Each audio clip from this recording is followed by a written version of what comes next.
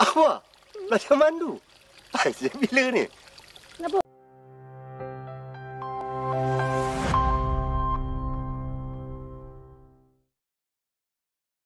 Faktor punca. Just let me give you the statistic first. Yang functioning pun perlu kita sediakan satu jalan. Autisma sekarang sedang mengalami peningkatan yang sangat hebat. Peningkatan berlipat-lipat boleh hidup berdikari. Sebab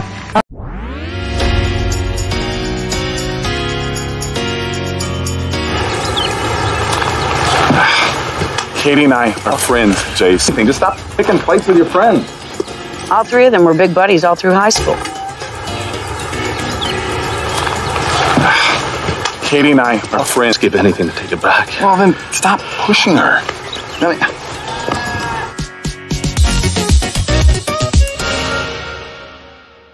Dalam dialog minggu ini, tetapi tidak mahu lagi nyanyi kat rumah ni yang diadakan oleh Ludwig yang lalu, saya terus menziarahi dan juga untuk polis yang negara mereka kekal terbenar di dalam pembuatan oleh Muhammad Najib Razak, Citus Unggul Muhammad Hafiz bin Abdul Wahab, Yana Muhammad Airul Fahmi.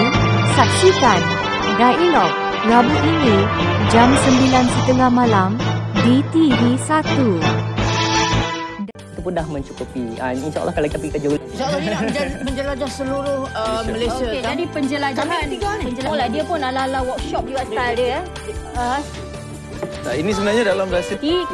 Kita akan terus war-warkan bagaimana anda menyertainya, tapi dalam rahsia 3K, kita nak mengetahui keadaan enjin kita.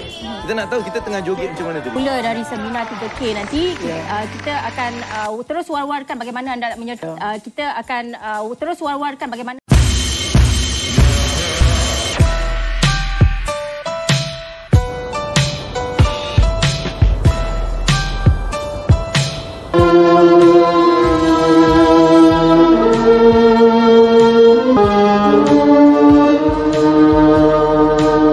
Dalam saksikan Cempak Biru Sabtu 9 malam, panggung 1 hanya di TV1. Tetapi anda juga tidak dapat dielakkan. Kami ingin mengucapkan drama. Kami juga menyediakan pinjaman berlandaskan syariat Nabi Ibrahim. Kehidupan, program yang dianjurkan untuk menjadi.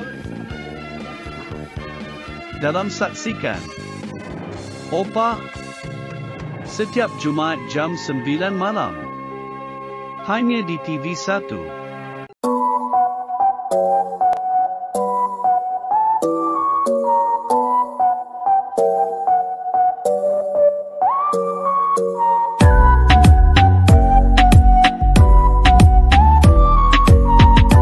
Dalam saksikan Mino Bola Panduan Tangani 2012 Jumaat hingga Ahad pukul 4 petang TV1.